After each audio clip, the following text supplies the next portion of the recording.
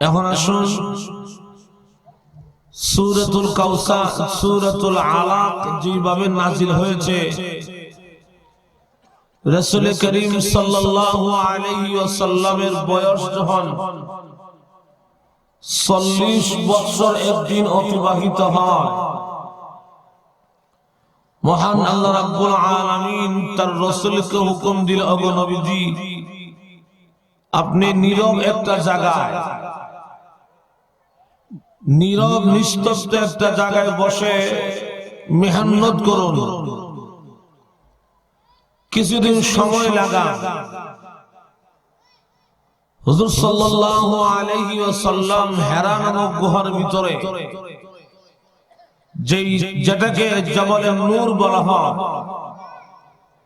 সেখানে আল্লাহর নবী একটানা 40 দিন পর্যন্ত ধ্যানমগ্ন অবস্থায় ছিলেন। আর প্রত্যেক নবীরাই, যাদেরকে আল্লাহ রাব্বুল আলামিন আসমানি কিতাব দান করেছেন, প্রত্যেকটা নবী মহান আল্লাহর রাস্তায় কিছুদিন সময় লাগাইছে। মুসা আলাইহিস সালাতু ওয়াস সালাম আসমানি কিতাব নাযিল হওয়ার আগে তুর পাহাড়ে গিয়ে একটানা 30 দিন, 1 মাস পর্যন্ত রোজা রাখলেন। তো আল্লাহ রাব্বুল আলামিন বলে, মুসা 40 পুরা করো, 40 লাইলা। প্রত্যেকটা নবী আসমানি কিতাব পাওয়ার আগে আল্লাহর রাস্তায় কিছুদিন সময় লাগাইছে। আমাদের নবীও হেরা নামক গুহার ভিতরে একটানা 40 দিন পর্যন্ত ধ্যানমগ্ন অবস্থায় ছিলেন। এজন্য 40 মধ্যে একটা বরকত আছে। এজন্যই দাওয়াতে তাবলীগের মুরব্বীরা বলেন, 40 দিনে আল্লাহর রাস্তায় এক সিল্লা লাগায় সময় লাগাও। কিন্তু অনেকে কয় যে 40 দিনে এক সিল্লা হবে কেন, 30 দিনে হলে অসুবিধা কি আছে? কোরআন শরীফ 30 পারা, বুখারী শরীফ 30 পারা, মিশকাত শরীফ 30 পারা, 30 দিনে এক সিল্লা হলে অসুবিধা কি আছে? 30 দিনে এক সিল্লা কোত্থেকে আইলো?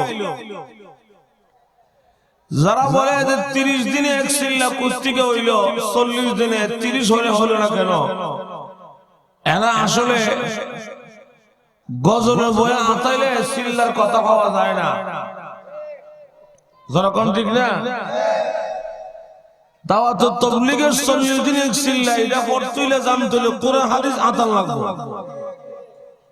গজলে বয়ে আতাইলে সিল্লা হওয়া যাবে না। আবার অনেক গজল সিল্লা দিলে কাফের হয়ে যায়।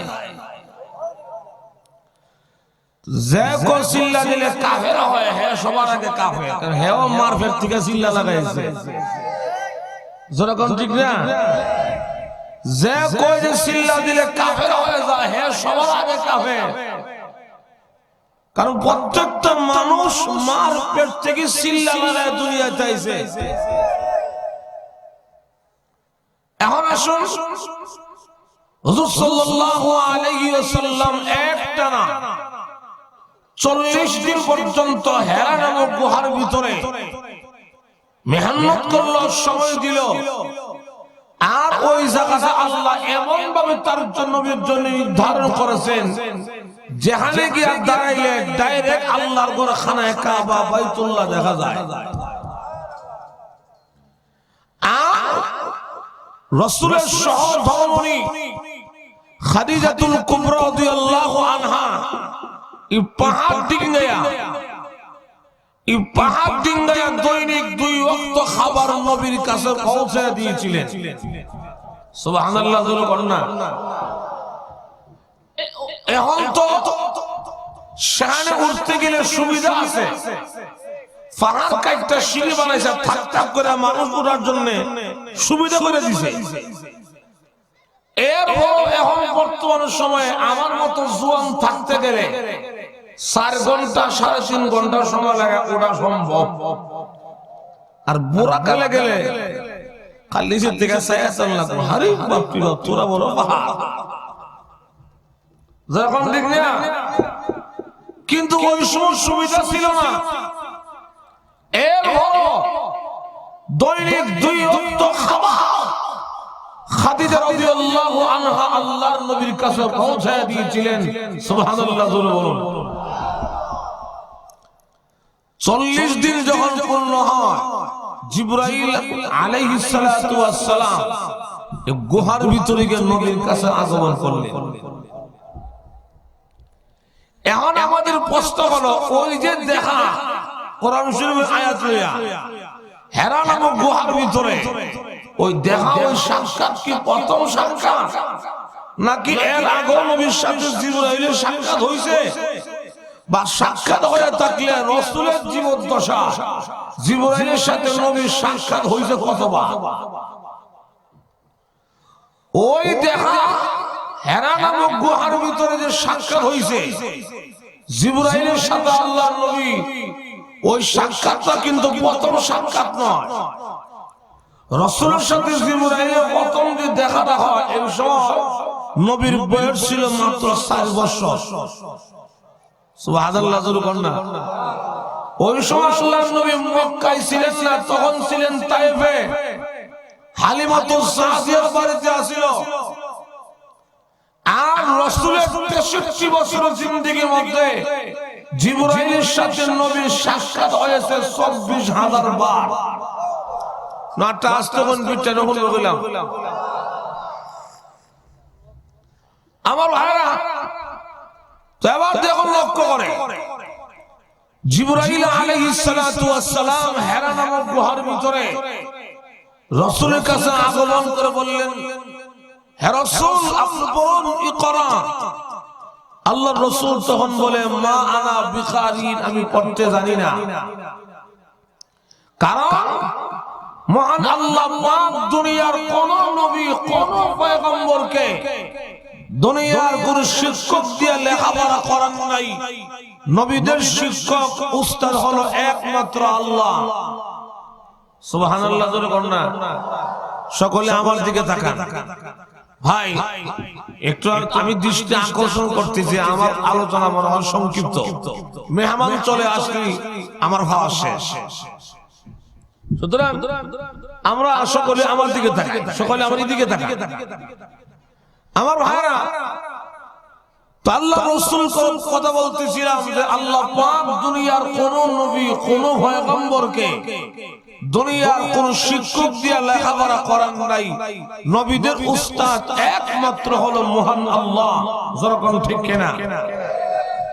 যিনি দুনিয়াতে আইসা লেখাপড়া করে, যিনি দুনিয়াতে আইসা স্কুলে, কলেজে, ভার্সিটিতে, মক্তবে, মাদ্রাসায় লেখাপড়া করে, তিনি নবী হতে পারেন না। যেমন হযরত ঈসা আলাইহিস সালাতু ওয়াস সালাম 7 বছর বয়সে গেল মক্তবে। কারি সাহেব তখন বলে, তুমি পড়ো আলিফ। তিনি বলে, কারি সাহেব আমি আলিফ বলবো পরে, কিন্তু আপনি আমাকে আগে বুঝান আলিফ দিয়ে আল্লাহ কি বুঝাইলো, আমি না বুঝা পড়ি না। সুবহানাল্লাহ জোরে বলুন না। কারি সাহেব তখন বলে, এত বুঝতে হবে না, শুধু আলিফ পড়ে যাও। মনে করে না, আমি না বুঝতে পারতাম না, আগে আমাকে বুঝান আলিফ দিয়ে আল্লাহ কি বুঝাইলো, আলিফটা খাড়া কেন, সবগুলি অক্ষর শুয়ে দিছে, এটা খাড়া কেন? আপনারা দেখবেন নজর করে, দুর্বল শিক্ষকের নিয়ম হইল ছাত্রের প্রশ্নের জবাব না দিতালে তখন রাগ হইয়া কর, হে মাথা ঘোরা, তুই হবি নাকি? তা যারা কোন ঠিক না, তুই হবি না কর। উনি যখন বারবার প্রশ্ন করে আলিফ দিয়ে আল্লাহ কি বুঝালো সেটা আগে আমাকে বুঝান। কারি সাহেব তখন রাগ হইয়া বলতেছে, তুমি যে আমাকে বারবার প্রশ্ন করো আলিফ দিয়ে আল্লাহ কি বুঝাইছে, তুমি কৌশল দেখি বেড়া হইলে আলিফ দিয়ে আল্লাহ কি বুঝাইছে। সুবহানাল্লাহ বলুন। হযরত ঈসা পয়গম্বর তখন ডেকে বলে, কারি সাহেব আলিফ দিয়ে আল্লাহ কি বুঝাইছে আমি একটা না কয়েকটা কারণ জানি, তাহলে আমার বুঝাও। উনি বলে, এমনি হবে না, আগে আপনি সিস্টেমে আসেন। সিস্টেমটা কি? কয় আপনি আগে ছাত্র হন, আমাকে উস্তাদ বানান। সুবহানাল্লাহ জোরে বলুন না। কেমনে বানাইতা? আপনি আসল সিটটা চাইলে আপনি আমার জায়গায় এসে বল, আর আপনি সিটটা নিয়ে আমার বসান। পয়গম্বর তো পয়গম্বরের কথা, যারা কোন ঠিক না। কারি সাহেব তখন বাধ্য হইয়া নিজের সিট চাইরা গিয়া বসে ছাত্র জায়গায়, আর ছাত্র গিয়া বসে কারি সাহেবের জায়গায় বৈশা হযরত ঈসা পয়গম্বর এভাবে আঙ্গুল তুলে ভাষণ দিচ্ছে। কারি সাহেব আলিফ দিয়ে আল্লাহ বুঝাইছে ওয়াহদানিয়ত, আমার আল্লাহ লা শারীক। কেমনে? আলিফের উপরে নকতা নাই, নিচে নকতা নাই, ডাইনে নকতা নাই, বামে নকতা নাই। আল্লাহ ডাইরেক্ট দুনিয়ার সকল মানুষকে বুঝাইয়া দিয়েছে, পৃথিবীর মানুষেরা আলিফ বা তা সা পড়ার আগে কলবটাকে পরিষ্কার করো, আমি আল্লাহ ছাড়া কোনো মাবুদ নাই। সুবহানাল্লাহ বলো। কারি সাহেব তখন কয়, বাবা রে, তুই শুধু আমার উস্তাদ না, তুই গোটা জাতির উস্তাদ। আমার ভাইরা, এই সূত্রে বিশ্ব বেহায়া ভণ্ড মির্জা গোলাম আহমদ কাদিয়ানী কখনো নবী হতে পারে না। যারা বলেন ঠিক কিনা? হেজন নবী দাবি করলো হাক্কা পাকিস্তানে মির্জা গোলাম আহমদ কাদিয়ানী হবিগঞ্জ আসিরে কাইদানে গোষ্ঠী নাই, মনে অভাব নাই।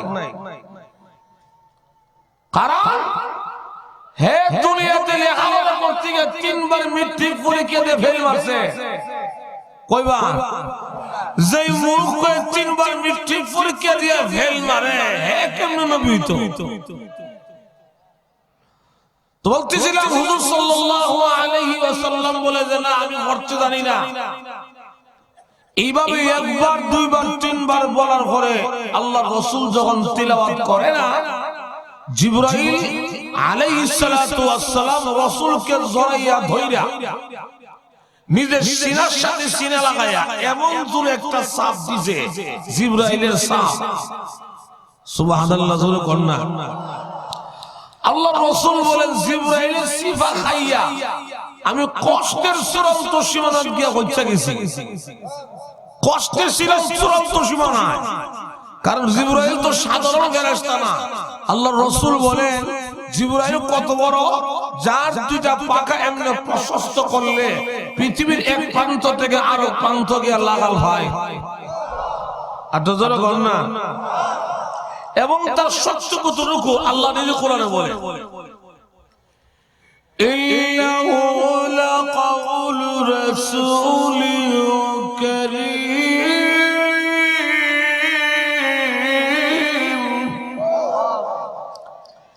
ذي قوة عند ذي العرش مكين إنه لقول رسول كريم ذي قوة عند ذي العرش مكين। যিনি আরশ আজিমের মালিকের নিকট বড় সম্মানী, বড় শক্তিশালী, বড় কুওয়াতওয়ালা। উনি কে? হযরত জিবরাইল আলাইহিস, হযরত জিবরাইল ফেরেশতা। যারা কোন ঠিক কিনা? এখন আসুন, জিবরাইল তখন কয় যে শুধু ইকরা বললেই পড়বে না, ইকরা কিতা পড়তো, কার নামে পড়া পড়তো, শব্দার না বুঝাইয়া বলে লোকটা পড়বে না। যারা কোন ঠিক কিনা? اقرأ باسم ربك الذي خلق। আচ্ছা জোরে বল না। আসলে আমরা বাঙালি মুসলমানরা হিন্দি গান শুনতে শুনতে আমরা দিল গেছে নষ্ট হইয়া। যারা কোন ঠিক না? কোরআনের তিলাওয়াত শুনলে অথচ এখন আর আমরা জোশ আসে না। অথচ আল্লাহর রাসূল বলেন, তিলাওয়াত করলে যেমন প্রতিটা হরফে 10টা করে নেকি, যারা শুনবে তাদেরও প্রতিটা হরফে 10টা করে নেকি। ইকরা বিসমি রাব্বিকাল্লাযী খালাক। পড়ুন ওই সত্তার নামে যিনি আপনাকে সৃষ্টি করেছেন। যখন ঠিক কিনা? আল্লাহর রাসূল তখন পড়তে লাগলেন যে আমার প্রভুর নামের পড়া, আমার রবের নামের পড়া, তাইলে তো আমাকে পড়তে হয়। যখন ঠিক কিনা? খলাকাল ইনসানা মিন আলাক ইকরা ওয়া রাব্বুকাল আকরামুল্লাযী আল্লামা বিল কলম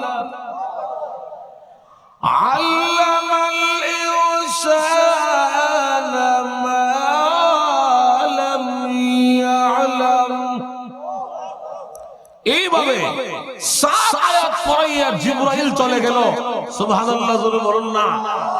আল্লাহ রাব্বুল আলামিন তখন বলে, সেখান থেকে এই পাহাড় থেকে বের হইয়া, গুহার ভিতর থেকে বের হইয়া মানুষের ধারে ধারে গিয়া বলেন, ও মানুষ, আজকে থেকে আমি নবী হয়েছি, তোমরা পড়ো লা ইলাহা ইল্লাল্লাহু মুহাম্মাদুর রাসূলুল্লাহ সাল্লাল্লাহু আলাইহি ওয়াসাল্লাম। হুজুর সাল্লাল্লাহু আলাইহি ওয়াসাল্লাম যখন গুহার ভিতর থেকে বের হইয়া মক্কার দিকে রওনা হয়ে গেল, তখন দেখা যায় পাথরের ভিতর থেকে আওয়াজ বের হয়ে আসতেছে, আসসালাতু ওয়াসসালামু আলাইকা ইয়া রাসূলুল্লাহ।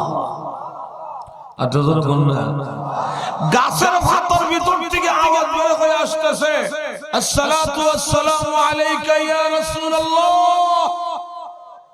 আল্লাহর রাসূল মনে মনে কয় যে কি রে, গাছে আবার সালাম দেয়, পাথরে সালাম দেয়, মা দিয়ে সালাম দেয়। ঘরে গিয়ে বলে, খাদিজা জাম্মিলুনি, আমার কম্বল দিয়ে জড়াইয়া ধরো, কি যে একটা লাগাল হয়েছে আর শরীরে প্রচন্ড জ্বর আইছে। সুবহানাল্লাহ, জোরে বলুন না।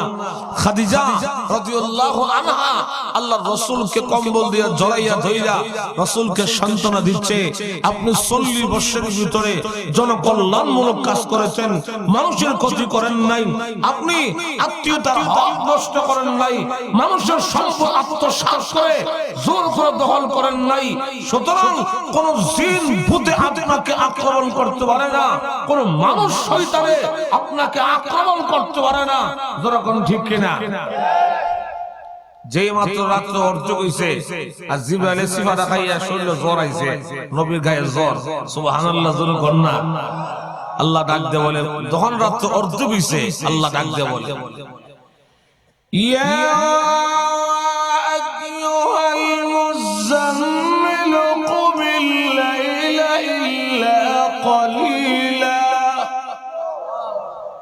نصفه أو انقص منه قليلا أو زد عليه ورتل القرآن ترتيلا। أتذكر الله আল্লাহ পাক কি মুহাব্বতের ডাকটা তার নবীরে দিয়েছেন, ইয়া আইয়ুহাল মুজাম্মিলু, ও কম্বলওয়ালা নবী। সুবহানাল্লাহ, পড়তে हैं থাকেন, এটা কইলাম এটা পড়তে हैं। সুবহানাল্লাহ, জোরে বলনা। মহান আল্লাহ পাক তার রাসূলকে কেমন মুহাব্বত করলে, কত গভীর ভালোবাসলে, যে লোকটার কম্বলের ভিতরে যে লোকটা ঘুমিয়ে আছে, এই লোকটার নাম আল্লাহ উল্লেখ করে না। সুবহানাল্লাহ, জোরে বলুন না। আরেক আয়াত আছে, ইয়া আইয়ুহাল মুদাসসির, ও সাদরওয়ালা নবী। শুধু এখানে কেন, গোটা 30 পারার কোরআনের কোথাও বিসমিল্লাহর বার থেকে শুরু করে মিনাল জিন্নাতি ওয়ান নাসের সিন পর্যন্ত কোথাও আল্লাহ তার রাসূলকে ইয়া মুহাম্মদ বলে ডাক দেন নাই। কোরআনে কোথাও নাই, কোথাও আল্লাহ তার রাসূলকে ইয়া মুহাম্মদ বলে ডাক দেন নাই। কিন্তু কিছু আশিকের ব্যবস্থা আছে, আশিক নামের বাটপার দেখবেন গান গায়, ইয়া মুহাম্মদ মুস্তাফা নবী সাল্লাল্লাহু আলাইহি দাঁতি তাকরা দিবারকাম। যারা কোন ঠিক কিনা, আশকের একটা সীমা থাকা দরকার। আর বেয়াদব, তুমি তো বললা ইয়া মুহাম্মদ মুস্তাফা সাল্লাল্লাহু আলাইহি, মহান আল্লাহ তো তার রাসূলকে ইয়া মুহাম্মদ বলে ডাক দেন নাই। যারা কোন ঠিক কিনা? এখন আসুন, খাদিজা রাদিয়াল্লাহু আনহা রাসূলকে ধরে নিয়ে গেল। ওই যুগে ইহুদির মধ্যে সবচেয়ে বড় আলেম ছিল, তাওরাত কিতাবের ভাষ্যকার, ওনার নামটা হলো ওয়ারকা ইবনে নওফেল। ইহুদি বড় আলেম, ওনার কাছে নিয়ে যাওয়ার পরে আল্লাহ রাসূল যখন হেরা নামক গুহার পুরো ঘটনা খুলে বর্ণনা দিলেন, ইহুদি আলেম তখন রাসূলের চেহারার দিকে তাকায়া একবার মুস্কি হাসি দেয়, আবার চক্ষু বন্ধ করে কি যেন ধুম করে। সুবহানাল্লাহ, জোরে বলুন না। খাদিজা রাদিয়াল্লাহু আনহা বলে, আমি আনছি আমার স্বামীর আপনার কাছে চিকিৎসা করতাম, আপনি যদি মুস্কি হাসেন হাইদেম করেন না কেতে মিয়া। খাদিজা, তোমার স্বামী মুহাম্মদের সুন্দর চেহারা দিকে আমি নজর করে একবার মুস্কি মুস্কি হাসি, আবার চক্ষু বন্ধ করে তাওরাত কিতাবের দিকে আমি নজর করি। তাওরাত কিতাবে আখিরে নবী বিশ্বনবী রাহমাতুল লিল আলামিনের যে সূরাগুলি আল্লাহ বয়ান করেছে, এই সূরাগুলি হুবহু তোমার স্বামী মুহাম্মদের সাথে মিল হয়ে যায়। সুবহানাল্লাহ, জোরে বলুন না। কারণ আমাদের নবীর নাম কি হবে, ওনার বাবার নাম কি হবে, মার নাম কি হবে, দাদার নাম কি হবে, উনি কোন বংশে দুনিয়া আগমন করবেন, এই সবগুলি মহান আল্লাহ বিস্তারিত তাওরাত কিতাবে সুন্দর করে উল্লেখ করে দিয়েছে। খাদিজা, শোনো, এটা সাধারণ মানুষ নয়, যিনি গুহার ভিতরে আসছিল তার নাম জিবরাইল, যা হয়ে গেছে তার নাম কালামুল্লাহ, আর আজকে থেকে তিনি মুহাম্মদুর রাসূলুল্লাহ। সুবহানাল্লাহ, জোরে বলুন না ভাই। তবে শোনো, আগাম কথাটা জানাই দেই, অগ্রিম কথাটা জানায় যে খাদিজা, এই মক্কায় এমন একদিন আসবে এই দেশের মানুষ ওনাকে এখানে থাকতে দিবে না, ওনাকে এই দেশ থেকে বের করে দিবে। আল্লাহর রাসূল বলে, আওয়াকুম মুখরিজিয়া, আমাকে বের করে দিবে, এখানে আপনাকে থাকতে দেওয়া হবে না, এখানে আপনাকে থাকতে দেওয়া হবে না। আল্লাহর নবী যখন ডেকে বলে, খাদিজা, মুহাম্মদ যখন আমাকে কালিমার দাওয়াত দেওয়ার জন্য হুকুম করেছে, চাইলে আমি আগে ঘর থেকে স্টার্ট করি, ঘর থেকে শুরু করি। খাদিজা রে, তুমি পড়ো লা ইলাহা ইল্লাল্লাহু মুহাম্মাদুর রাসূলুল্লাহ। সুবহানাল্লাহ, জোরে বলুন না। এই কালিমা দেওয়ার সাথে সাথে খাদিজা কালিমা বলে জিন্দেগির জন্য মুসলমান হয়ে যায়। প্রশ্ন করলো যে আপনারা আল্লাহ নবী বানাইছে, কেমনে নবী হইছে? প্রশ্ন করলেন না, ইশকাল করলেন না, বিনা প্রশ্নে কালিমা বলে মুসলমান হয়ে গেল। আল্লাহ রাসূল বলে, খাদিজা, তুমি যত জলদি আমাকে মেনে নিয়েছো, দুনিয়ার কোন স্ত্রী তাদের স্বামীকে এত জলদি বিশ্বাস করে না, এত তাড়াতাড়ি মানে না। যারা কোন ঠিক না, আমাদের আগেকার মুরব্বীরা বলতো যে 3 জায়গা দিলে দাম পাওয়া যায় না। কই জায়গা? যারা কোন না কই জায়গা? 1 নম্বর জায়গা হইল নিজের বউর কাছে। কোথায়? আমরা যতই প্রাইম মিনিস্টার, মন্ত্রী সাহেব, এমপি সাহেব, ফিস সাহেব, ইমাম সাহেব কোন যাইছেন, বাকিরা সম্মান আবার নাই। রাত্রে 12টার সময় ঘরে গেছেন, যখন সাহেব কইব আমি তো একটু শুয়ে গেছি গা, মশা কামড়াইতেছে, মশা টাঙ্গা দিলে ভালো আছে। যেরকম ঠিক না, বেগম সাহেবের কাছে বেশি দাম পাওয়া যায় না। যেরকম ঠিক কিনা? আল্লাহ, 2 নম্বর জায়গা রইল বেশি দাম পাওয়া যায় না, এটা হইল নিজের আব্বা আম্মার কাছে। আপনি যাই হন, প্রাইম মিনিস্টার কোন, মিনিস্টার কোন, আর বস সব কোন, বারেত গেলে বা হইতাকো কিরে কুকারট একটু আগ গাইতেছেন দেই, কুকাটা আমার সিগারেট ফ্যাক্টরি আগ গাইতেছেন, বড় মন্ত্রী সাহেব কইলাম, জজ সাহেব বা কুকাটা আগ গাই দেয়। 3 নম্বর নিজের গ্রামের জন্মস্থলে বেশি দাম পাওয়া যায় না। মানুষকে আমরা উমুকের ভূত বলে বড় মুলি হয়েছে, ফিসা হয়েছে, উমুকের ভূত, যেরকম ঠিক না। কিন্তু আল্লাহ রাসূল বলে খাদিজা তুমি যত জলদি আমাকে মেনে নিয়েছো দুনিয়ার কোন স্ত্রী তাদের স্বামীকে এত জলদি মানে না। খাদিজা বলে ইয়া রাসূলুল্লাহ ওগো আল্লাহর নবী আমি তো অপেক্ষার প্রহর গুনতেছিলাম কোন দিন আপনি এসে এই কথা বলবেন। খাদিজা গো আমি নবী হয়েছি তুমি কালিমা পড়ে মুসলমান হয়ে যাও। আপনি তো নবী আমি আগে জানি আগে জানো আপনার সংসারে আসা উচিত। আমি খাদিজার দুইজন স্বামী গ্রহণ করেছিলাম, দুইজন স্বামী হারাইয়া স্বামী ধরলে স্বামী মারা যায়, এই জন্য ওয়াদা করেছিলাম আর কোনদিন দুনিয়াতে স্বামী গ্রহণ করব না। স্বামী ধরলে স্বামী মারা যায় আর স্বামী গ্রহণ করব না। আমি স্বপ্নে দেখি আকাশের পূর্ণিমা চন্দ্র আমার ঘরে ঢোকে, আমি খাদিজার কোলে সে আশ্রয় গ্রহণ করেছে। সুবহানাল্লাহ নবীজি এই স্বপ্ন দেখে স্বপ্নের ব্যাখ্যা করার জন্য ইহুদি আলেম ওয়ারকা ইবনে নওফলের কাছে গিয়েছিলাম। ওয়ারকারে আমি আজকে রাতে স্বপ্ন দেখেছি আকাশের পূর্ণিমার চন্দ্র আমার ঘরে ঢুকে আমার কোলে বসে আশ্রয় গ্রহণ করেছে। ইহুদি আলেম তখন ডেকে ডেকে বলে ও খাদিজা তুমি বড় ভাগ্যবতী, তোমার কপাল বড় ভালো। আর জোরে বলুন সুবহানাল্লাহ। খাদিজা রে তুমি বড় ভাগ্যবতী, তোমার কপাল বড় ভালো।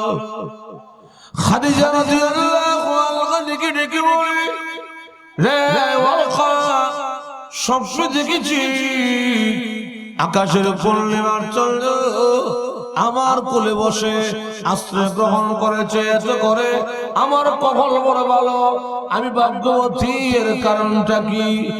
ইহুদি আলেম তখন ডেকে ডেকে বলে খাদিজা এটা আকাশের চন্দ্র নয়, এটা আকাশের চন্দ্র নয়, এটা হলো মা আমিনার গর্ভের চন্দ্র, এটা হলো আল্লাহর নবী বিশ্ব নবী আখির পয়গম্বর রাহমাতুল লিল আলামিনের চন্দ্র।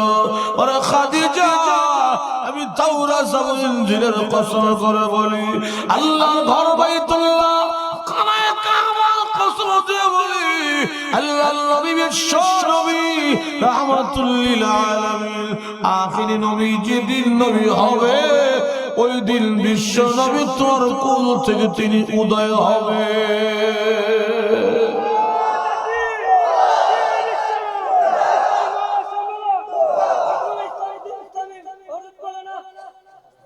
মাশাআল্লাহ মাশাআল্লাহ মাশাআল্লাহ কইতেন না কিতা মাশাআল্লাহ কোনো অসুবিধা আছে? এই যে লোকটা ইমানে স্পিরিট একটা স্লোগান দিয়েছে নারে তাকবীর, নারে তাকবীর আল্লাহু আকবার স্লোগান, এটা এত হাওয়া, এটা এত হাওয়া, এই স্লোগান দিলে শয়তানকে আগুন লাগে যায়, যেরকম ঠিক কিনা? কিন্তু বেরাজে নারে তাকবীর কইলো আমরা যে আওয়াজটা দিয়েছেন আল্লাহু আকবার বেবারে মুরগা এই আওয়াজ লিয়া জিহাদে গেলে পিডা হায়া পাইকে আওয়াজ হয় নাই, যেরকম ঠিক কিনা? কারণ আমরা মুসলমান অস্ত্র হলো নারে তাকবীর আল্লাহু আকবার, যেরকম ঠিক না?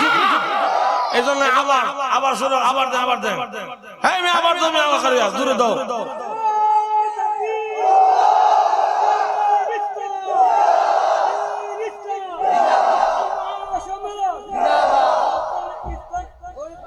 আচ্ছা নাম বলো মাশাআল্লাহ, আচ্ছা আচ্ছা আচ্ছা মাশাআল্লাহ মাশাআল্লাহ মাশাআল্লাহ। আচ্ছা অটকার মোটার বোঝা গেছে রাজাপুর, যেরকম ঠিক না? অটকার আছে মরাপুর, মরাপুর যেরকম ঠিক কিনা? আপনি যে আল্লাহর পয়গম্বর সেটা আমি আগেই জানি। আরেকটা কারণ হলো নবীজি আপনার বয়স যখন 18 বছর, যখন কত বছর? 18 বছর আপনার বয়স, ওই সময় আমি খাদিজা ছিলাম এই মক্কার সবচেয়ে ধনী বড় শিল্পপতি। ওই সময় আপনার চাচা আবু তালিব তিনি আমার বাড়িতে সাক্ষী করতেন। আবু তালিব তখন ডেকে ডেকে বলে, খাদিজা আমার একটা এতিম ভাতিজা আছে, মা নাই বাবা নাই, বড় অসহায় এতিম, একটা চাকরি তোমার বাড়িতে খালি আসেনি, একটা সাক্ষী দিবানি। আমার ভাতিজা নাম তার মুহাম্মদ, বাবা নাই মাও নাই, বড় অসহায়। খাদিজা তখন ডাক ধরে, আবু তালিব তোমার ভাতিজা মুহাম্মদ লেখাপড়া জানিনি? এটা জন্য গণনা। আবু তালিব তখন বলে, খাদিজা আমার ভাতিজা মুহাম্মদ লেখাপড়া জানে না, কারণ আগে বলেছি মহান আল্লাহ দুনিয়ার কোন নবীকে দুনিয়ার উস্তাদ দিয়া লেখাপড়া করান নাই। আর জোর গণনা, এজন্য কি নবীর কম জ্ঞানী? কম জ্ঞানী? সুবহানাল্লাহ। দুনিয়ার ইলম জ্ঞান মেধা বিজ্ঞান যেখানে তাদের ক্ষমতা শেষ, সেখান থেকে পয়গম্বরদের জ্ঞান বিজ্ঞান জ্ঞান শুরু। সুবহানাল্লাহ, জোর গণনা। আল্লাহু আকবার। খাদিজা রাদিয়াল্লাহু আনহা তখন ডেকে ডেকে বলে, আবু তালিব তোমার ভাতিজা মুহাম্মদ লেখাপড়া জানে না, বাবা চাকরি কেমনে দিল? তুমি আমার বিশ্বস্ত কর্মচারী, তুমি প্রস্তাব দিয়েছ, আমি তো প্রত্যাখ্যান করতে পারি না। যাও, আগামীকাল থেকে তোমার ভাতিজা মুহাম্মদ আমার বাড়ি উট বকরি বেড়াগুলিকে মাঠে ঘাস পানি খাওয়াবে।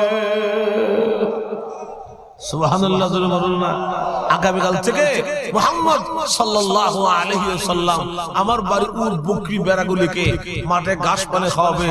সুবহানাল্লাহ, বলুন না। বিশ্ব নবী 18 বছর বয়সে খাদিজা রাদিয়াল্লাহু আনহার বাড়িতে বকরি চরণের দায়িত্বে সাক্ষীতে জয়েন দিল। সুবহানাল্লাহ, বলুন না।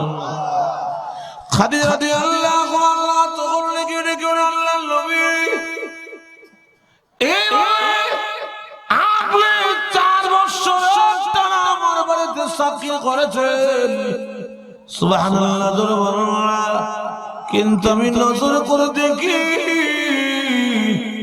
মুহাম্মদ যখন আমার বকরি গুলো ইয়া মাঠে ছেড়ে দিয়া এক পাশে যখন দাঁড়ায় থাকে, আরবি প্রচন্ড রৌদ্র, ছাতা দ্বারা কিন্তু চলা যায় না।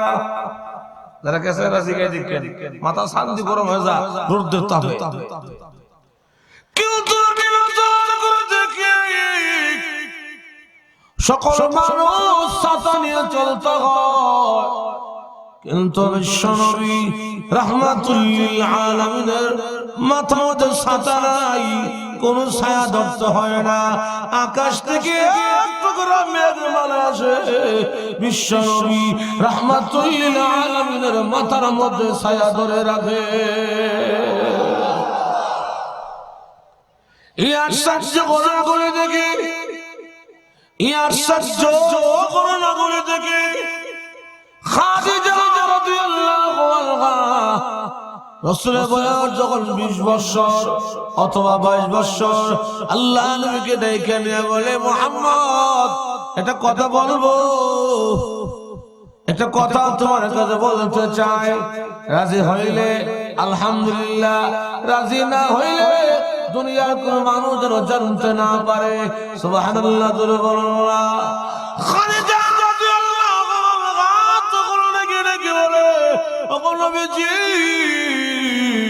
স্বামী হারাইয়া ওয়াদা করেছিলাম স্বামী গ্রহণ করব না, কিন্তু আমার মনটা কেন যেন চায় আমি আপনার বউ হইয়া বিবি হইয়া আমি আপনার কদমের খেদমত করতে চাই। সুবহানাল্লাহ, বলুন না।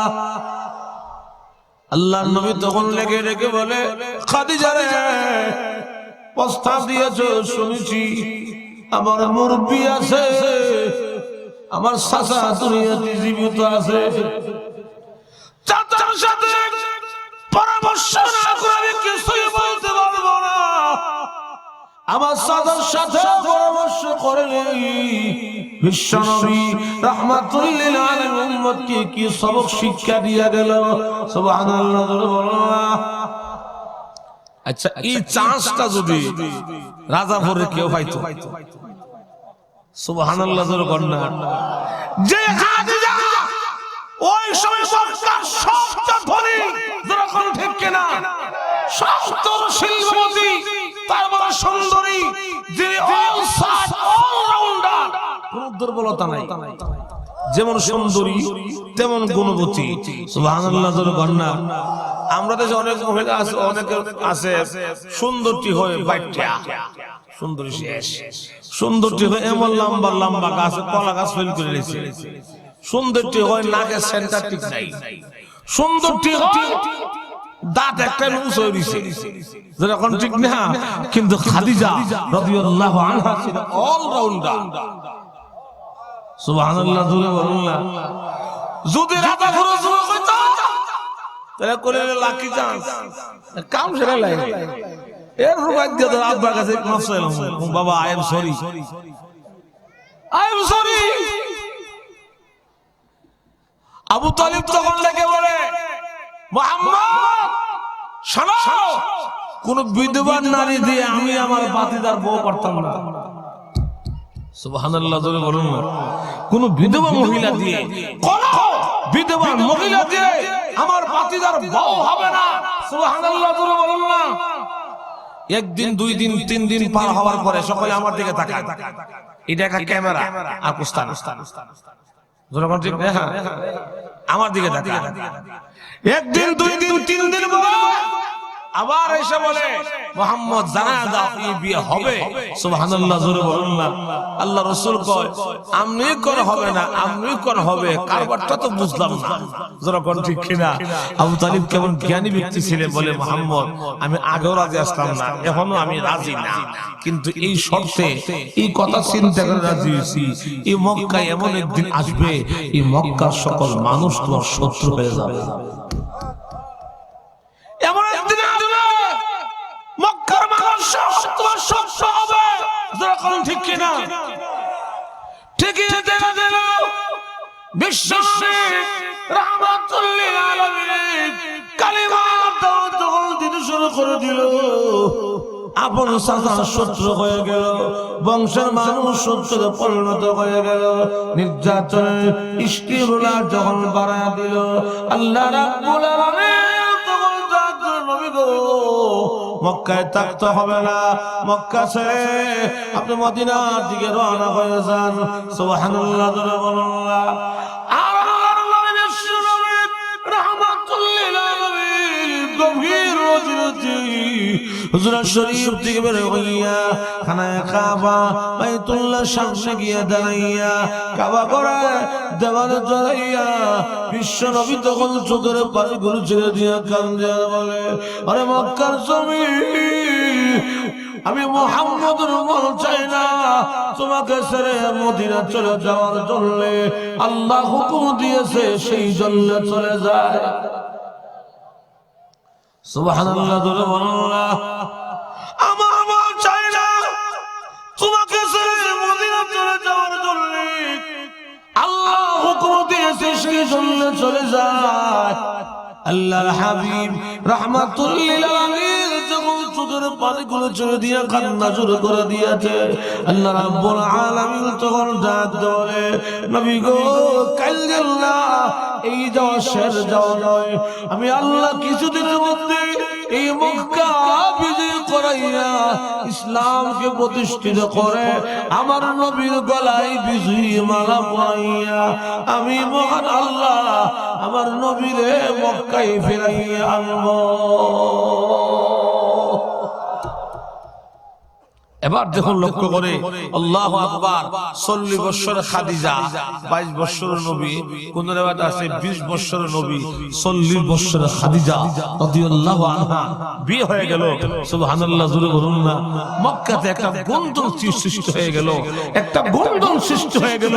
খাদিজা কাজটা করলো কি, একটা তার বাড়ির চাকর চাকরি করে অসহায় গরিব মিসকিন মুহাম্মদকে স্বামী বানাইলো আরে তুই যে জামাই দরকার থাকে আমরা কাছে কলি ছবিটি রে করে মক্কার হ্যামসাম ছেলে দীক্ষা একবারে ধনী দীক্ষা বিয়া করে দিতাম খাদিজা রাদিয়াল্লাহু আনহা এই গুণধনগুলো শুনে তার স্থাপন অস্থাপন সমস্ত সম্পত্তি বিনা শর্তে আল্লাহ রাসূলের নামে ওই করে দিল সুবহানাল্লাহ।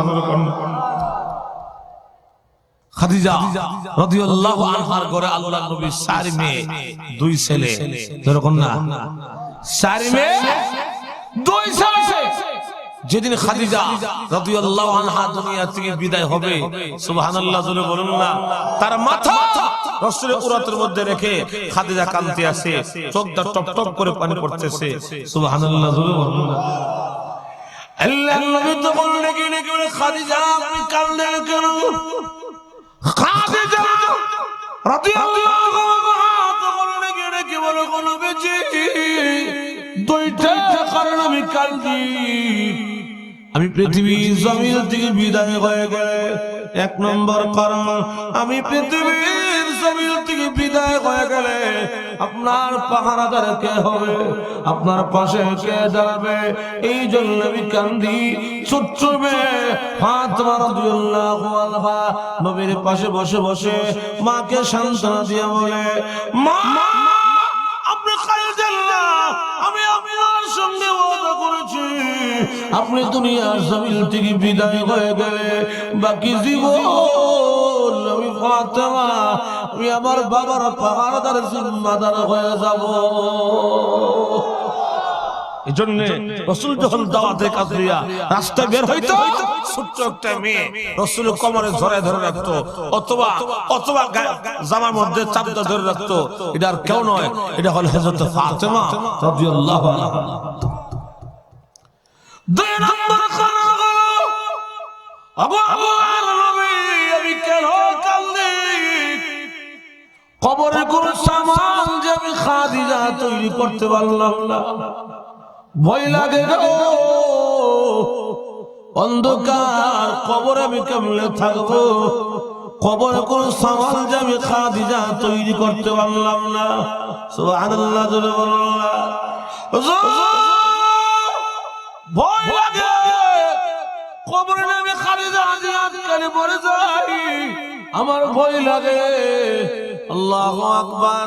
যে খাদিজা রাদিয়াল্লাহু আনহাকে মহান আল্লাহ দুনিয়াতে একাধিকবার সালাম দিয়েছে, শুধু আল্লাহর সালাম নয় খাদিজা জান্নাতি বলে মহান আল্লাহ দুনিয়াতে ঘোষণা দিয়েছে সুবহানাল্লাহ জোরে বলুন না। এরপরে কান্তি ইন্তেকালের সময় কান্দে নবী গো কবর কোন সামান আমি খাদিজা তৈরি করতে পারলাম না, ভয় লাগে। অন্ধকার কবর আমি কেমনে থাকবো? আল্লাহু আকবার। আমরা বাঙালি মুসলমানরা আমরা তো এমন কেউ নাই দুনিয়া থাকতে জান্নাতের সংবাদ পাইছি। এরপরে আল্লাহ সালাম দিছে এমন কি কেউ আছে? জোরে কোন আছে? এরপরে তো মাশাআল্লাহ বেড়াগিরি ছোট জায়গা হয় না, সার স্টলে বয়া চা খায় আর নামাজ না পড়তাম পারি ইমান আমার শক্ত আছে। নামাজ না পড়তে পারি ইমান শক্ত। আপনারা কি করেন? নামাজ না পড়লে কি ইমান শক্ত থাকে? কথা কয় না। আরে নামাজ না পড়লে কি ইমান শক্ত থাকে? আল্লাহ রাসূল বলছেন যে ব্যক্তি স্বেচ্ছায় নামাজ কথা করলো সে যেন ইসলাম থেকে বাহির হয়ে গেল, সে যেন মুসলমানিত্ব থেকে বের হয়ে গেল। আর আমরা সপ্তাহ সপ্তাহ মাসের মাস বছর বছর যায় নামাজ পড়ি না, আবার বড় বড় আলাপ করি। নামাজ না হলে কি তৈব? আমার ঈমান বড় শক্ত আছে। নাউজুবিল্লাহ জোরে বলুন না। এই বুড়াড়ি আপনি মনে করেন যুবক মানুষ যোহর আযান দিছে বা আসর আযান দিছে নামাজের রওনা করছে, চাচা বয়া চা খায় চার স্টল আমরা যে কোন চাচা লন্না নামাজটা হয়ে যায় গা, নামাজটা হয়ে চারা খায় না চলে চাচা তখন কইব তুই যা আমার টাইম আছে, তুই যা আমার টাইম আছে। চিন্তা করেন এক খবর গিয়েছে, এক ঠ্যাং খবর গিয়েছে আবার কবার টাইম আছে, যদি আপনি আর একটু আগে এখন টাইমটা কবে হবে, আপনার সাথে কত বুড়া আমরা এই বসে কত বড় মহিলা ঠ্যাং হয়ে গেছে গা, আপনি এক ঠ্যাং কবরে গিয়ে রয়েছে, শরীরে তো শক্তি নাই, ওই আবার কোন টাইম আছে, তখন দেখবেন এবারে সেকটা ভাইয়া অকর সার কাপড় চাকনাটা টেবিলে থইয়া হালদা করে গেছে গা, হারিয়া ফলারে বহে মুরব্বি লাগা কথা কস, তোর মার বিয়া দেখছি নাই। আচ্ছা আপনি নামাজ দাওয়াত দিচ্ছেন, বেটা কত তোর মার বিয়া দিচ্ছে রে গিটা ভাই লেখুন যারা গর ঠিক কিনা ভাই যাবে যা কিটা ভয় লাগে কবর কোন সমাজ আমি খাদিজা তৈরি করতে পারলাম না, শুধু খাদিজা নয় উম্মত মুহাম্মাদের মধ্যে সবচেয়ে শ্রেষ্ঠ উম্মত, সবচেয়ে দামি উম্মত আবু বকর সিদ্দিক রাদিয়াল্লাহু আনহু নাম শুনছেন নি? আর জোরে বলুন না। ইন্তেকালের সময় সাহাবাদের গোসল করে সাহাবীরা আমি পৃথিবীর জমিন থেকে বিদায় হয়ে গেলে কান্নাকাটি করো না, কান্নাকাটি করো না, আমার লাশ তারা গোসল দেওয়াইয়া কাফন পরাইয়া জানাজার নামাজ শুরু করাইয়া আমার লাশটাকে আল্লাহ নবী বিশ্ব নবী রাহমাতুল লিল আলামিনের রওজার সামনে রেখে নবীজির রওজার পাশে আমি আবু বকর সিদ্দিকের লাশটা নিয়ে রেখে আল্লাহর নবীকে সালাম দিয়ে রেখে রেখে বলবা, ও আল্লাহর নবী দেখুন না আপনার দুনিয়ার সাথী, হিজরতের সাথী, গুহার সাথী, আপনার হাতের প্রথম মুসলমান আবু বকর সিদ্দিকের লাশটা নিয়ে এসেছি। নবী গো অনুমতি দিবেননি, পারমিশন দিবেননি আপনার পাশে আবু বকর সিদ্দিককে দাফন করার জন্য? আবু বকর সিদ্দিক বলে সাহাবীরা যদি ওই দিন আল্লাহর নবী রওজার ভিতর থেকে তোমাদের সালামের জবাব যদি দেয়, নবীর পাশে আমাকে দাফন করার জন্য নবী যদি তোমাদেরকে অনুমতি দান করে, তাহলে তোমরা বুঝে নিও আল্লাহর নবী দুনিয়া থেকে বিদায় হওয়ার পরে আমার 2 বছর শাসনে আমার আল্লাহ আমার প্রতি সন্তুষ্ট, আমার নবী আমার প্রতি সন্তুষ্ট আছেন। সুবহানাল্লাহ। আর যদি আল্লাহ না করুন, আল্লাহ না করুন আমার লাশের সামনে বিশ্ব নবী রওজার ভিতর থেকে তোমাদের সালামের জবাব যদি না দেয়, নবীর পাশে আমাকে দাফন করার জন্য যদি নবী তোমাদেরকে অনুমতি না দেয়, তাহলে তোমরা বুঝে নিও আল্লাহর রাসূল দুনিয়া থেকে বিদায়। একদম চুপ বসুন, এটা গানের হ্যান্ডেল নয়, এটা ওয়াজ মাহফিল, এটা ওয়াজের আদব নয়। একজন বক্তার বয়ান চলবে, আপনি মন চাচ্ছে চলে যাবেন, এটা ঠিক নয়। ফেসাবের দোষ যারা আছে ওয়াজের মাঝখানে না বন্ধই ভালো, যারা কোন ঠিক না, যারা বারবার সুর ফেসাবে ধরে উনাক দিয়ে বলে বলো আই দুজন তো যুবক কি ফেসাবে ধরবো, রাগ করেন না, এটা ওয়াজের আদব নয়। শোনো, আল্লাহ না করুন যদি আমার লাশের সামনে বিশ্ব নবী রওজার ভিতর থেকে তোমাদের সালাম যদি না দেয়, তাহলে তোমরা বুঝে নিও আল্লাহ রাসূল দুনিয়া থেকে বিদায় হওয়ার পরে আমার 2 বছর শাসনে আমার আল্লাহ আমার প্রতি অসন্তুষ্ট, আমার নবী আমার প্রতি অসন্তুষ্ট। সুবহানাল্লাহ। জোরে বল না। আল্লাহ অসন্তুষ্ট হয়ে গেছে, নবী অসন্তুষ্ট হয়ে গেছে, ভিতরে কেমন আতঙ্ক, কেমন ভয়।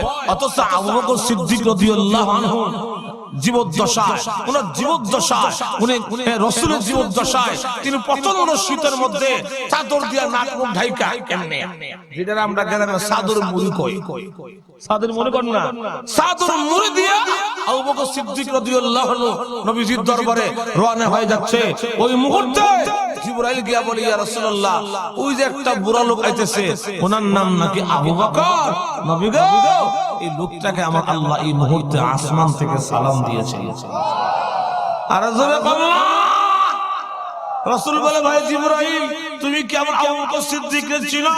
জিবরাইল বলে ইয়া রাসূলুল্লাহ আবু বকর সিদ্দিককে শুধু আমি একা চিনি না, আসমানের সকল ফেরেশতারা আপনার আবু বকর সিদ্দিককে চিনে এবং প্রতিদিন ফেরেশতাদের মজলিসে আবু বকর সিদ্দিকের নামে আলোচনা করা হয়।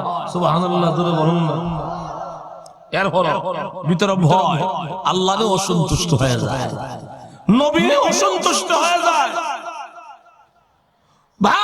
লক্ষ্য করে দেখুন হযরত আবু বকর সিদ্দিক রাদিয়াল্লাহু আনহু পৃথিবীর জমিন থেকে যখন বিদায় হয়ে যায়, সকল সাহাবীরা চোখের পানিগুলো ছেড়ে দিয়ে কাঁদলে। ওমর রাদিয়াল্লাহু আনহু ডাক দেয়, সাহাবীরা রে কান্নাকাটি করো না, আবু বকর সিদ্দিকের ওসিয়তকে তোমরা পূরণ করো। সকল সাহাবীরা মিলিত হইয়া হযরত আবু বকর সিদ্দিকের লাশটা গোসল দেওয়াইয়া, কাফন পরাইয়া, জানাজার নামাজ পড়াইয়া, লাশ কাঁধে লইয়া আল্লাহ নবী রওজার সামনে নিয়ে, বিশ্ব নবীর রওজার সামনে নিয়ে আবু বকর সিদ্দিকের লাশটা নিয়ে রেখে সকল সাহাবীরা চুপ করে দাঁড়িয়ে আছে, কেউ কথা বলতে সাহস করে না। সুবহানাল্লাহ জোরে বলুন না। কেউ কথা বলতে সাহস করে না। কে নবীজির সামনে দাঁড়ায় কথা বলবে?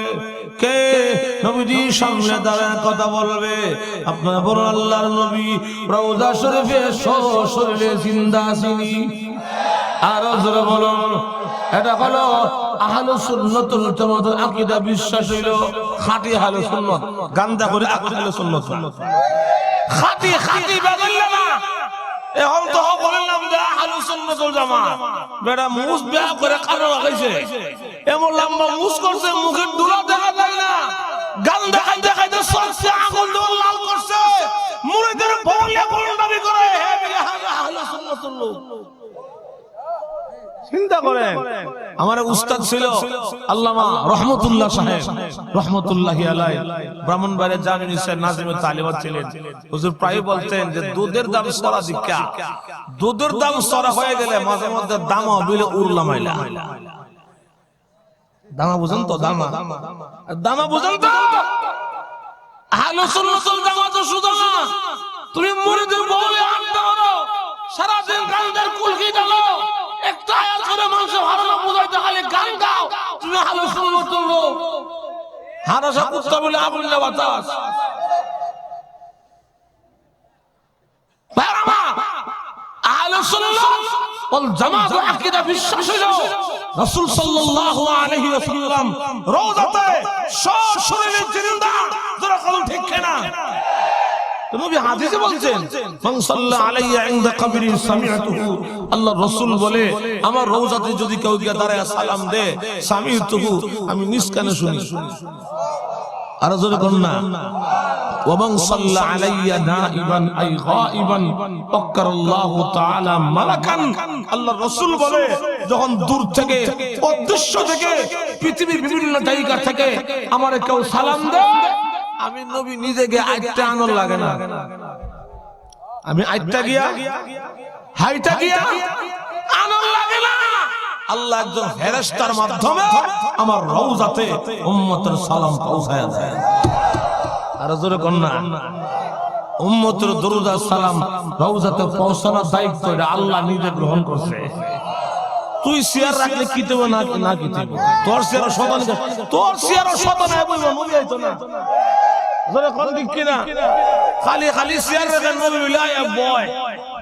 আচ্ছা একটা কথা অল্প সময় লেগে মান্না লইলাম, নবী আইছে আমি দাঁড়ায় গেলাম গা, আবার যে বয়সা ওয়াজ শুরু করছে, রাসূলকে কইছে কি রে আমি যাইয়া তুই বই দেখিয়া।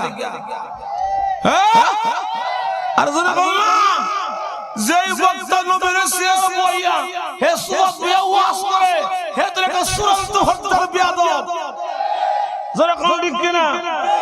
আবার দেখবেন তো আল্লাহর সাথে বাটপারি করে না, কার সাথে কথা কয় না। জোরে কোন না, কার সাথে কেমনে মাহফিল শেষে দোয়া যখন ধরে তখন দেখবেন দোয়ার মধ্যে কয় আল্লাহ আমাদের দরুদ সালাম সোনার মদিনা পৌঁছাইয়া দাও। কইনি অন ফসাদে গেলে নবী না তোর ওয়াজ শেয়ার হইছে নবী না তোর ওয়াজ শেয়ার হইছে ফসাদে গেলে গা এখন ঠিক কথা কোন দরকার নবী গো আমার মাহফিলে আইছেন যখন আমার দুরূদ সালাম দিলাম কাটবেন দা আমরা আমি নিজে মদিনা লয়ে যাই কারণ জানা আল্লাহর সাথে বাত করে কইলা ফেরেশতারা সরা আযাব করে দিব যারা কোন ঠিক কিনা বলতেছিলাম রাসূল করিম সাল্লাল্লাহু আলাইহি ওয়াসাল্লাম রওজাতে সশরীরে জিন্দা যারা কোন ঠিক কিনা কিন্তু অনেক কথা বন্ধুরা কয় নবী বলে হত্যা কইলা গেছে গা আমরা কোন সময় কইছি কোন ওয়াজ আমরা মুরব্বিরা কইছে নবী হত্যা কইলা গেছে গা আজকের মাহফিলে আল্লাহ জাতের কসম করে ঘোষণা দিয়ে গেলাম এটা আমাদের ঈমান আমাদের আকীদা বিশ্বাস বিশ্ব নবী রওজাতে সশরীরে জিন্দা যারা কোন ঠিক কিনা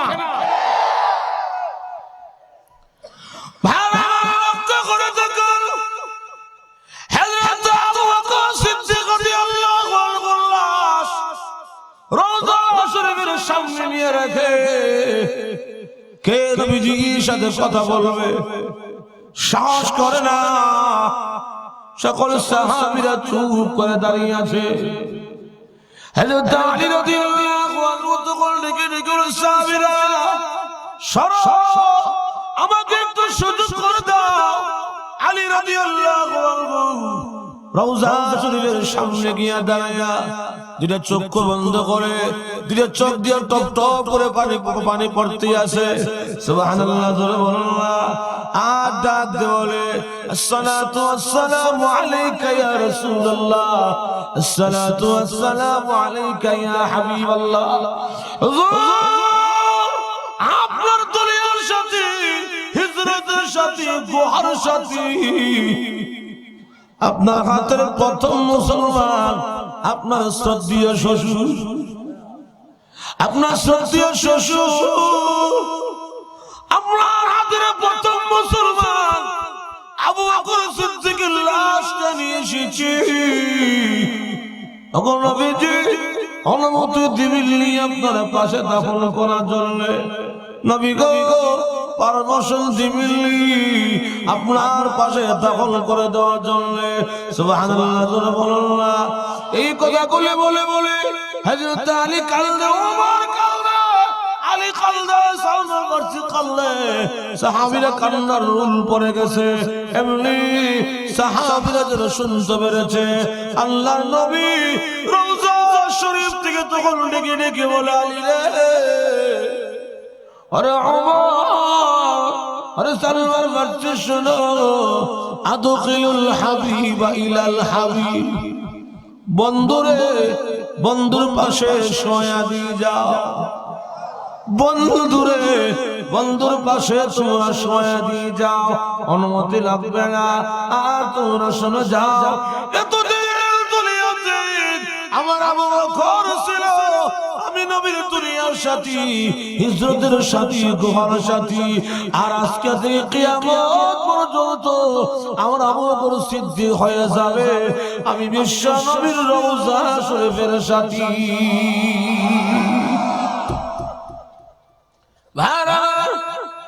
এরপরে কেমন ভিতরে ভয় মহান আল্লাহর অসন্তুষ্ট হয়ে যায় আল্লাহ নি বেজার হয়ে যায় খাদিজা রাদিয়াল্লাহু আনহার কথা মনে আছে আপনারা মনে আছে তো খাদিজা রাদিয়াল্লাহু আনহা কান্দে আর বলে নবী গো ভয় লাগে অন্ধকার কবর আমি কেমনে থাকবো হুজুর আমি দুনিয়া থেকে বিদায় হওয়ার আগে দুইটা দরখাস্ত আপনার কাছে আমার কবুল করবেননি এক নম্বর দরখাস্ত হলো ওগো নবীজি আমি দুনিয়া থেকে বিদায় হয়ে গেলে আপনার গায়ে একটা কোরআন জামা আপনার গায়ে একটা কোরআন জামা আমার কাপড়ে কাপড়ে দিবি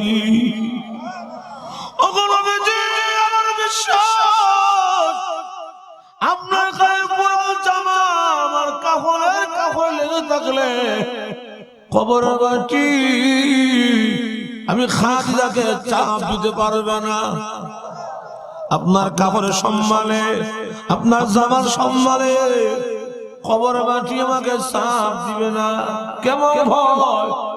অথচ দুনিয়াতে জান্নাতের সুসংবাদ পেয়েছে, আল্লাহ সালাম পেয়েছে। সুবহানাল্লাহ, হুজুর দুই নম্বর দরখাস্ত হলো আপনাকে নবী গো, আমি পৃথিবীর জমিন থেকে বিদায় হয়ে গেলে আপনি আমার জানাজার নামাজ পড়াবেন, আর আমার লাশটা কবরে রেখে সকল মানুষ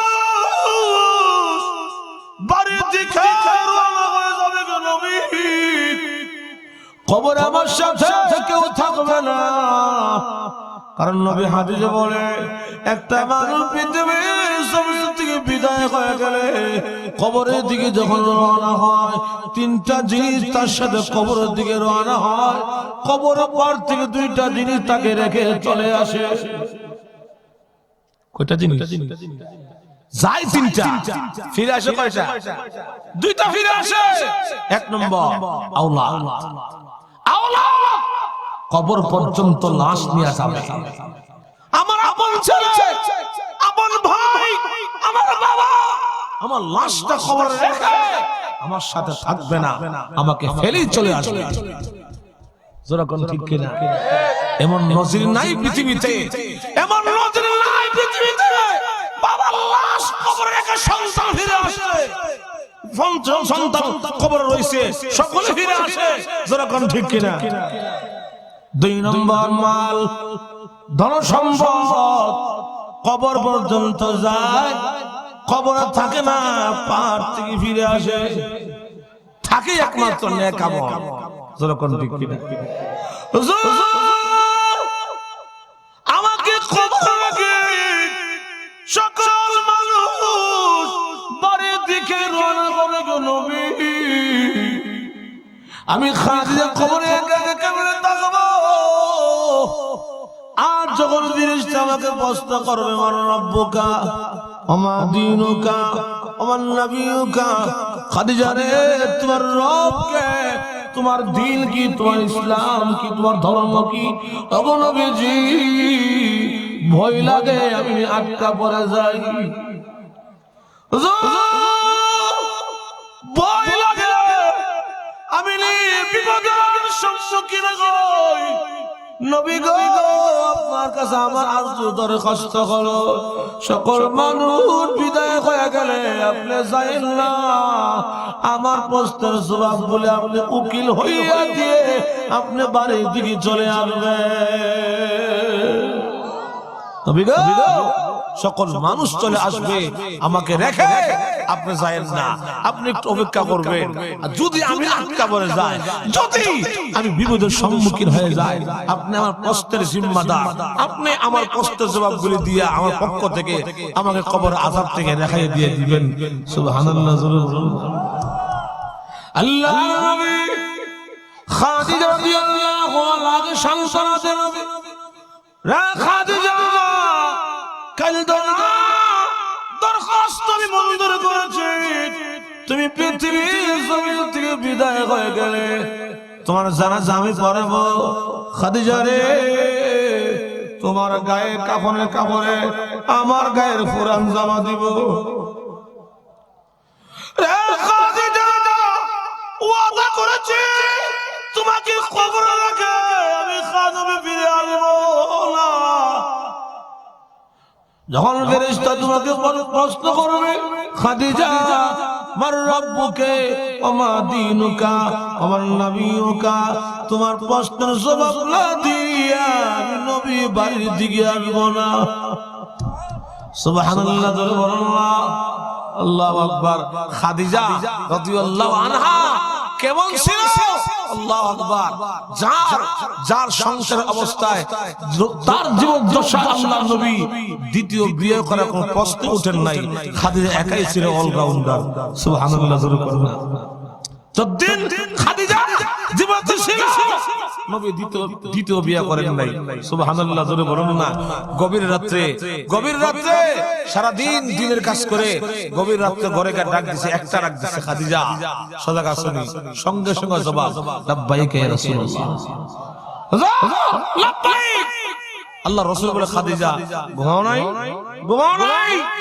খাদিজা বলে ইয়া রাসূলুল্লাহ, আপনি সারা দিন দিনের কাজ করে বাড়িতে ঘরে আসবেন, যদি আমি নাক ডাক দিয়া ঘুমাই, নাক টান না ঘুমাই, আর যখন আমার ডাকের খাদিজা খাদিজা কইয়া আর জবাব না দিতারি, আল্লাহ কিয়ামতের মাঠে আমাকে বলবে খাদিজা তুমি নাক ডাকায় ঘুমাও, আর আমার নবী তোর দরজার দ্বারে খাদিজা কইয়া ডাকতেছে, আমি কি জবাব দেব আল্লাহর কাছে?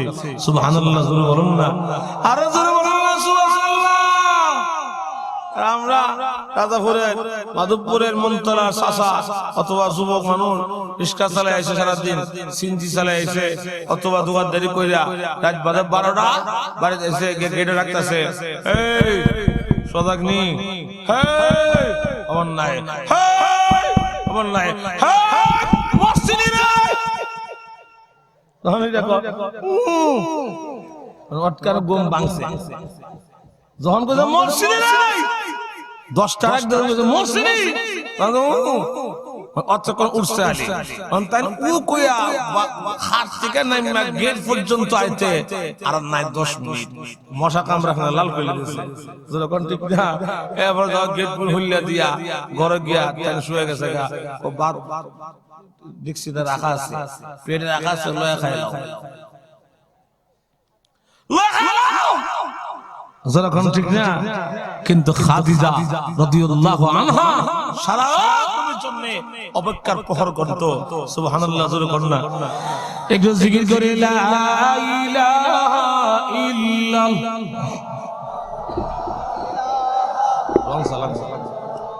জোরে জোরে লা ইলাহা ইল্লাল্লাহ,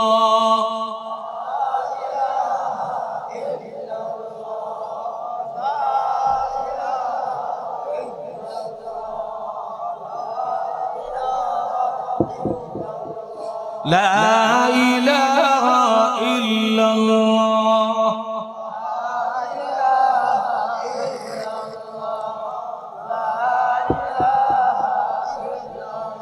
এই কালিমার জন্য হুসাইন শহীদ হইলেন কারবালায়, জান চলে যাই মান চলে যাই তবু জবানে ইল্লাল্লাহ, লা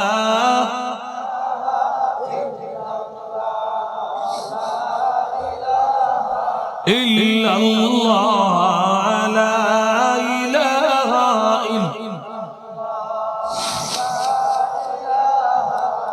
থামেন থামেন থামেন, কেউ আর ভাইরা আল্লাহর নামে জিকির, অসুবিধা আছে কোনো, সমস্যা আছে কোনো, শরম লাগে? জবান খুললা করুন, লা ইলাহা ইল্লাল্লাহ,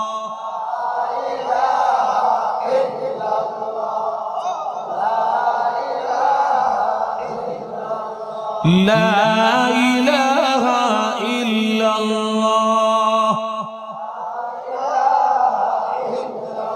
লা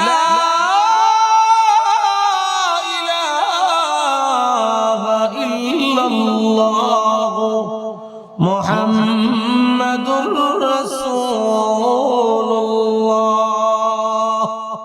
সাল্লাল্লাহু আলাইহি ওয়াসাল্লাম। আমার ভাইরা, খাদিজা রাদিয়াল্লাহু আনহা যখন দুনিয়া থেকে বিদায় হয়ে গেল, আল্লাহর নবী চোখের পানিগুলো ছেড়ে দিয়ে কান্না শুরু করে দিয়েছে। আমার খাদিজা দুনিয়া থেকে বিদায় হয়ে গেল, সুবহানাল্লাহ, জোরে বলুন না। খাদিজার লাশ গোসল দইয়া ওসিয়ত মতে জানাজার নামাজটুকু পড়াইয়া কবর পর্যন্ত খাদিজার লাশ লইয়া লাশ কবর শুয়াইয়া মাটি চাপা দিয়ে সকল মানুষ যখন বাড়ির দিকে রওনা হয়, বিশ্ব নবী খাদিজার কবরের পাশে বসে চোখের পানিগুলো ছেড়ে দিয়া কান্দে। বিশ্ব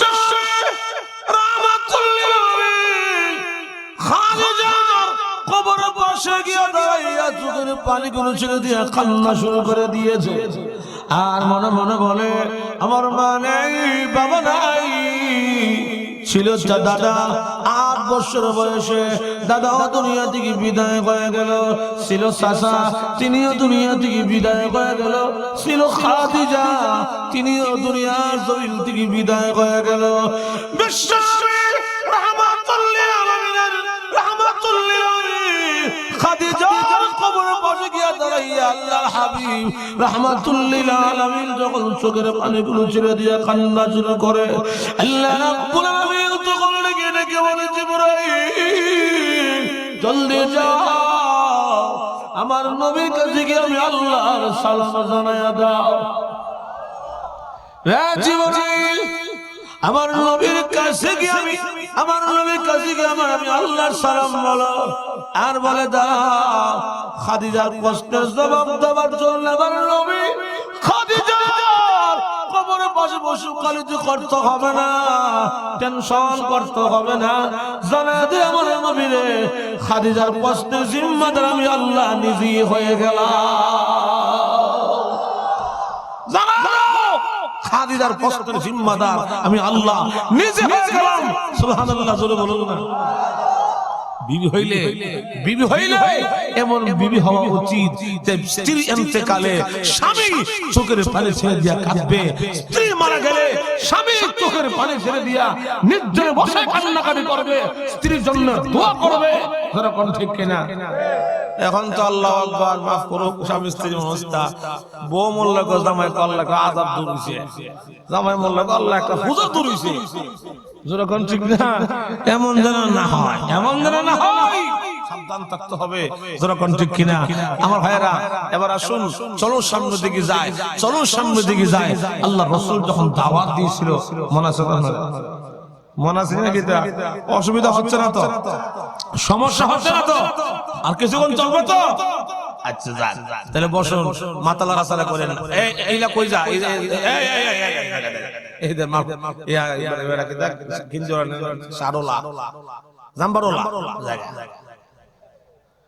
যায়েন না দাদা বয়া থাকেন, প্রধান বক্তা আসতেছে। আমার ভাইরা চলো, আল্লাহর রাসূল বলে খাদিজা তুমি আগে পড়ো লা ইলাহা ইল্লাল্লাহু মুহাম্মাদুর রাসূলুল্লাহ সাল্লাল্লাহু আলাইহি ওয়াসাল্লাম। সুবহানাল্লাহ, জোরে কন্না। কারণ রাসূলের কারণ হলো আগে গড় ঠিক করে লাই। কিরা ঠিক করে লাই? গড় ঠিক হয়ে যায়, গড় যখন ঠিক হবে বাহিরে গিয়ে আর জিবিও কোনো অসুবিধা নাই। যখন ঠিক না দেখবেন বাহিরে বেড়ে সারাদিন মাটি কাটছে, এরপরে ইস্কা চালায় মেহনত করতে কোমরটা বেয়ে গেছে গা। যদি ঘরে গেলে বিয়ে একটা মুস্কি হাসি মারে, যদি ঘরে গেলে বিয়ে একটা মুস্কি হাসি দিতারে।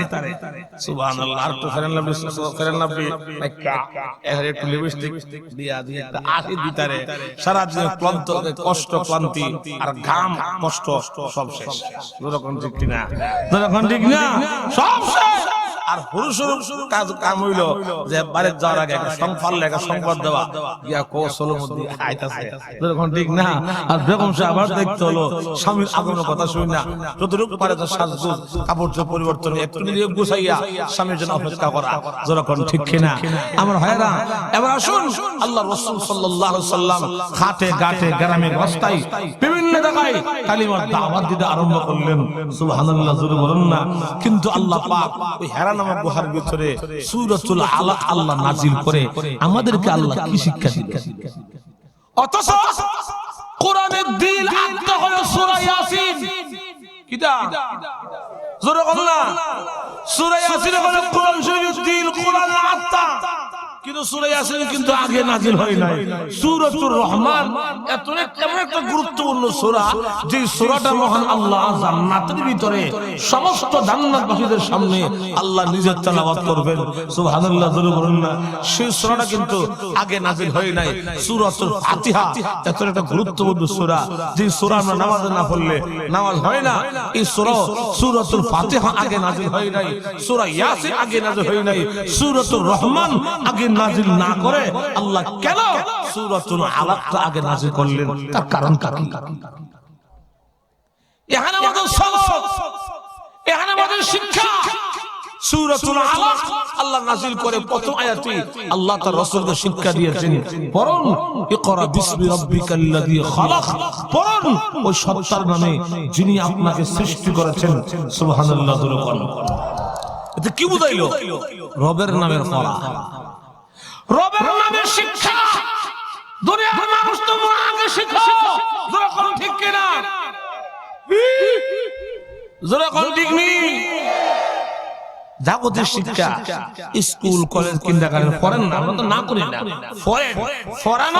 পড়ানো অসুবিধা কি, কিন্তু রবের নামের পড়া, প্রভুর নামের পড়া, যে আল্লাহ বলছে পড়ো ও সত্তার নামে যিনি তোমাকে সৃষ্টি করেছেন, রবের নামে পড়ানো তুমি আগে পড়ো।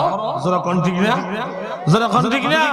কিন্তু আমরা করি কি, ছেলে মেয়ে বড় হইলে আলিফবাত স্কুল তো আছে, আলিফবাত আছে না করাইয়া কালিমা পর্যন্ত খরচ করে না, বেড়া বাচ্চারা করায় হাটিমা টিম টিম, তারা মাঠে পারে ডিম, তাদের খারা দুইটা সিং, উল্টা পাল্টা করা, মিশা করা। আচ্ছা আপনারা রাজাপুর বা মাধবপুর মন্তলা গরু ছাগল আছে, সিং আছে নি? গরু ছাগলের সিং নাই, আছে না? কিন্তু ডিম পারিনি মারা, আপনি গরু ছাগল যে মাঠে নিয়ে দিলেন, ডিম পারেনি। কিন্তু আমার ছেলে যে করে হাটিমা টিম টিম, তারা মাঠে পারে ডিম, তাদের খারাপ দুইটা সিং, মিশা কথা করা। যদি আপনার ছেলে আপনার জিগায় কেউ আব্বা কোন জাত ভরাই, এটা কোন জাত ভরা? আমার দিকে স্যার আমার বহু দূর থেকে আসছে, এ পর্যন্ত আসছে, এখানে এত হারতো না, হারতো না। আমার দিকে স্যার, আমার দিকে স্যার অযথা কাটটা করে ঘুরাই 5 কিলো কল্লাটা করে কারো দুঃখ পাবে, ঠিক না? আমার দিকে স্যার।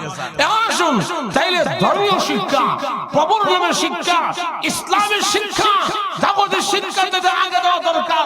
যখন ঠিক কি না, আমি আমার সন্তানকে কোরআন শিক্ষা আগে দিলে লাভটা কি? আমি আমার সন্তানকে কোরআনের শিক্ষা আগে দিলে আমার ফায়দাটা কি? আল্লাহু আকবার। এক হাদিসে আল্লাহ রাসূল বলেন, এক হাদিসে আল্লাহ রাসূল বলেন যে তোমাদের কারো মৃত্যুর সময়, ইন্তেকালের সময় যদি কারো আওলাদের মধ্যে কেউ হক্কানে হাফেজ আলেম থাকে, আর হক্কানে হাফেজ আলেম ছেলে বাবার পাশে বসে, মার পাশে বসে সূরা ইয়াসিনের তিলাওয়াত যখন করবে, সূরা মুলকের তিলাওয়াত যখন করবে, আল্লাহ রাসূল বলেন আমার উম্মতের তার সন্তানের কোরআনের তিলাওয়াতের বরকতে তার মৃত্যুর যন্ত্রণা, তার মরণের কষ্ট আল্লাহ দূর করে দিবেন। আচ্ছা জোরে কর না। আচ্ছা তাইলে কোরআনের শিক্ষার মাধ্যমে আমার ছেলে হক্কানে হাফেজ আলেম হলে আমার পাশে বসে সূরা ইয়াসিনের তিলাওয়াত যখন করবে, সূরা মুলকের তিলাওয়াত যখন করবে, আল্লাহর রাসূল বলেন ওই পিতামাতার কবর আযাব মাফ, আবার তার মৃত্যুর যন্ত্রণা মাফ। সুবহানাল্লাহ, জোরে কর না। এজন্য আল্লাহ কোরআনে বলেন وَنُنَزِّلُ مِنَ الْقُرْآنِ مَا هُوَ شِفَاءٌ وَرَحْمَةٌ لِلْمُؤْمِنِينَ।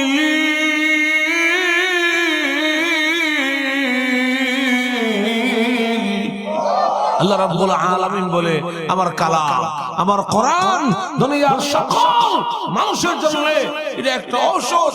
আল্লাহর কোরআন কিভাবে পারে মানুষের মৃত্যুর যন্ত্রণা, মরণের কষ্ট দূর করতে।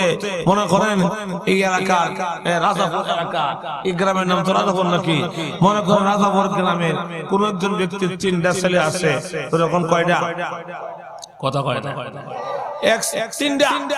এক ছেলে ডাক্তার আর এক ছেলে ইঞ্জিনিয়ার, গেল কয়টা? আর রইলে মাত্র এটা রাখলাম ফরক হবে।